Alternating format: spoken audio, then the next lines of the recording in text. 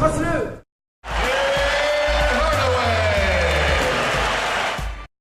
Aujourd'hui, on apprend à cross-le à la Team Hardaway. Team Hardaway, c'est un célèbre meneur de jeu qui a évolué chez les Golden State Warriors dans les années 90. Il formait le célèbre trio, le Run TMC. Beaucoup le considèrent comme le père du crossover parce qu'il a tout simplement inventé le fameux killer crossover qu'on va apprendre justement aujourd'hui. Ça va faire partie d'un des crosses qu'on va apprendre.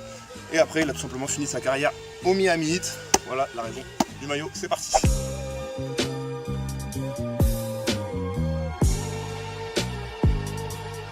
C'est le cross qui est à l'origine du killer crossover, d'accord? C'est pas le killer crossover en lui-même, mais c'est la raison pourquoi tout le monde part dans cette feinte. C'est pas forcément un cross, c'est surtout une accélération. Je vous détaille ça. Il arrive comme ça, donc très lentement, d'accord? Il est à la main, il pose le jeu, et là ça va être un changement de rythme et un dribble entre les jambes très rapide, d'accord? Donc il arrive comme ça, il est là, il prépare son jeu, il analyse bien le jeu, et là d'un coup, ok? C'est qu'en fait, tout se joue sur le changement de direction, d'accord? Sur le changement de direction et le changement de rythme. Donc j'arrive ici, c'est surtout boum, le cross entre les jambes. Ça va pas forcément être un cross, en fait, ça va surtout être un moyen de prendre de vitesse le défenseur. Ça va surtout être une accélération, d'accord? Il y a un petit changement de direction, parfois il le fait avec un certain changement de direction, mais parfois pas souvent. Des fois il reste tout droit et c'est simplement qu'il accélère, d'accord? Donc il arrive ici, j'accélère pour prendre de vitesse le défenseur. Le changement de direction, il doit être très brusque, d'accord? C'est-à-dire que si je dribble comme ça, je suis lent, boum. Au moment où il ne s'y attend pas, là je casse le rythme et je change ma trajectoire. Je m'avance petit à petit, doucement vers ici, et d'un seul coup, comme ça j'explose. Quand j'ai fait le dribble entre les jambes, je suis comme ça, là c'est cette jambe là qui va pousser et qui va déterminer si je peux passer ou pas. Forcément, si vous y allez tout doucement, le défenseur il peut suivre, d'accord? Par contre, si j'explose super fort et que je passe mon pied derrière le défenseur, là je passe et là il pourra plus me rattraper. Pensez surtout à quand vous crossez, on l'a déjà vu, bien se blesser, d'accord? Parce que plus on est bas, plus on va pouvoir partir rapidement, et bien passer votre jambe derrière le défenseur. Parce que c'est une fois que j'ai passé cette jambe que là en fait il peut plus me rattraper et que je peux aller au double pas. On le revoit.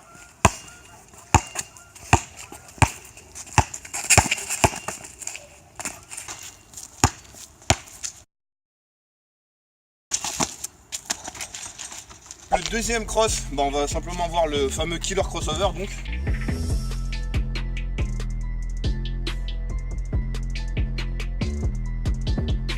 Commence pareil, de la même façon, donc j'arrive, je pose le jeu au calme, je suis avec mon défenseur, pareil je vais exploser, donc feinte de couper sa trajectoire, changement de direction en fait, donc en fait ça va être une feinte du premier cross qu'on vient de voir, d'accord? Donc si vous avez l'habitude de faire souvent le premier cross, le killer crossover il tombe parfait parce que normalement ça doit mettre le défenseur complètement dans le vent.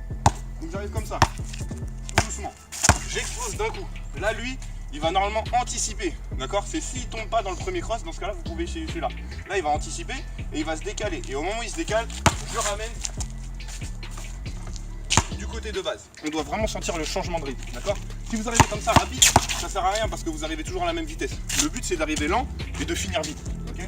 Je suis là, tranquille, il ne doit pas s'y attendre. J'explose, je ramène et je peux mettre. Petit conseil pour ce cross-là. Si vous êtes comme ça, vous faites juste ça, le défenseur il va pas croire. Parce que votre appui reste là, il reste en face de lui. Donc lui forcément il va pas se décaler, il va rester là. Et quand vous allez revenir là, vous allez être bloqué parce qu'il va anticiper. Par contre si vous arrivez là, et vraiment vous feintez avec tout votre corps qui va se pencher de ce côté. Comme je l'ai dit tout à l'heure, plus vous êtes penché, plus vous allez pouvoir être rapide. Si vous voit pencher comme ça, forcément il va vouloir anticiper et vous stopper. Et là si je ramène d'un coup, là normalement il est cuit à 100%. Il faut bien que vous travaillez aussi quand vous êtes là. La balle qui ramène par-dessus, d'accord? Sans faire un porté, vous ne devez pas faire ça. D'accord? Vous devez comme ça et je ramène d'un coup.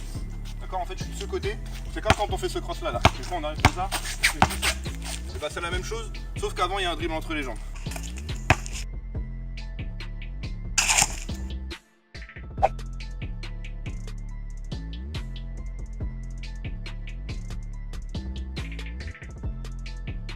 Pour le troisième cross, je vous rappelle que le premier cross, on avait simplement dribble entre les jambes. Le deuxième, on avait dit killer crossover. Le troisième, ça va être encore une feinte du cross précédent. D'accord? Donc en gros, ça va être un peu feinte de killer crossover. Ça veut dire que j'arrive comme d'hab, rythme lent, d'accord? Tranquillou. J'explose d'un seul coup avec un dribble entre les jambes. Je vais faire comme si je revenais au crossover. Et là, c'est dans le cas où l'adversaire il anticipe le crossover. Et bah simplement, je vais faire in and out sur le killer crossover. D'accord? Donc in and out, on se rappelle, c'est là, in et out. Ok? Donc je vais faire comme si je la ramenais là-bas, sauf que je reviens ici. Et après je vais pouvoir aller finir de ce côté-là. On se rappelle, ça doit commencer lent pour finir vite. Il faut vraiment que vous compreniez le sens du changement de rythme et de l'explosion, d'accord? Là, je crosse bien bas, je feinte et je pars de l'autre côté. C'est parti.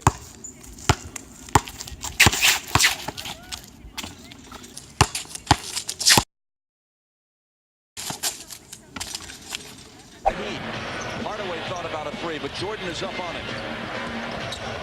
Nice move on Michael on the dish. Good morning for the slam. Got Jordan up, went up, faked the shot, dished it. Quatrième cross qu'on voit, c'est un cross qu'il a fait sur Michael Jordan comme vous venez de le voir. J'arrive comme ça. Le but en fait ça va être de d'abord se créer un espace sur un reverse. Ok. Donc le reverse, vous avez deux façons de le faire. Soit vous pouvez le faire par là, pour m'écarter de lui, créer un espace sur le côté par rapport à lui. Soit vous pouvez même le faire en arrière, c'est-à-dire être là et juste revenir comme ça en arrière, juste reculer, de façon à ce que ça me laisse un espace. Pourquoi on laisse cet espace? Pourquoi on veut créer cet espace-là? Tout simplement pour pouvoir feinter un tir, d'accord? Le tir, si je le feinte et qu'il est sur moi, il va me contrer et il va même pas sauter parce qu'il sait que même en levant les bras, il va me gêner. Alors que si j'ai un espace, il aura beau lever les bras, il ne me gênera pas, il sera obligé de revenir vers moi. Ce qu'on veut le faire, c'est le forcer à revenir vers nous. Je suis là, soit je le fais sur le côté. Reverse, la hésitation de tir, d'accord? Hésitation, c'est-à-dire je regarde le panier et je repars aussi vite, d'accord? Le but, c'est de ne pas trop porter le ballon pour pas se faire siffler. Je suis ici, il décale. Sur le côté, hésitation, et là je peux repartir pour marquer. On peut faire la même chose comme je vous le disais, cette fois-ci en arrière, un peu en step back. Donc j'arrive, le reverse, je recule, et là je peux y aller. Ça peut même être en protégeant votre ballon, tout simplement. Je suis ici, je pose, je protège, d'accord, je recule.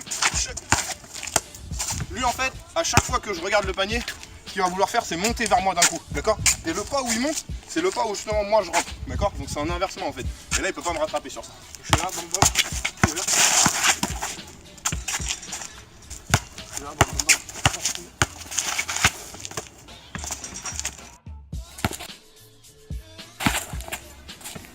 Cinquième et dernier cross qu'on va voir pour cet épisode de Cross-le.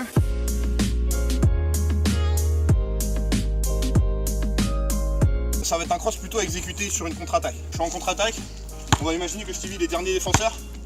J'arrive ici, je vais commencer in and out, d'accord? On va imaginer qu'il rentre pas dans le in and out. Quand je le fais en contre-attaque, le in and out, forcément je peux pas le faire trop bas. Vu que je suis déjà à une certaine vitesse, mon truc il est déjà un peu assez haut, je fais in and out, je ramène. On va imaginer qu'il part ni dans le in and out, ni dans celui-là, d'accord? Si je fais ça et qu'il part là-bas, vous pouvez y aller, pas la peine de faire le dernier cross. Donc, on va imaginer qu'il me colle assez, qu'il m'attendait bien. On va peut-être imaginer qu'il joue même le passage en force, d'accord? Donc ça fait boum, boum, et là, hop, je dois l'enrouler. Ça marche? Ça fait in and out, je ramène. Ça, on l'avait vu la semaine dernière dans le cross à la Kyrie Irving. Et après, j'enroule sur le reverse. Je suis ici. Ok? Le reverse, vous pouvez le faire en double passe, donc en bloquant le ballon. Ou vous pouvez même le faire en continuant de dribbler. Je suis ici.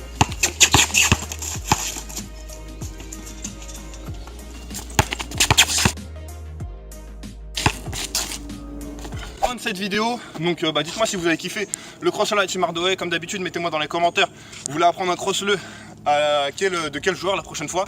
Mettez-moi aussi les gars si vous avez une salle à disposition. Là il commence à faire froid pour les mois de novembre et décembre, les cross-le, ce serait bien que ça se fasse en salle. Dites-moi ça dans les commentaires, mettez votre pouce bleu, n'hésitez pas à mettre un commentaire, voilà, partagez la vidéo avec vos potes et surtout à vous abonner si ce n'est pas encore fait. Je vous dis à la semaine prochaine pour une bête de vidéo. Peace.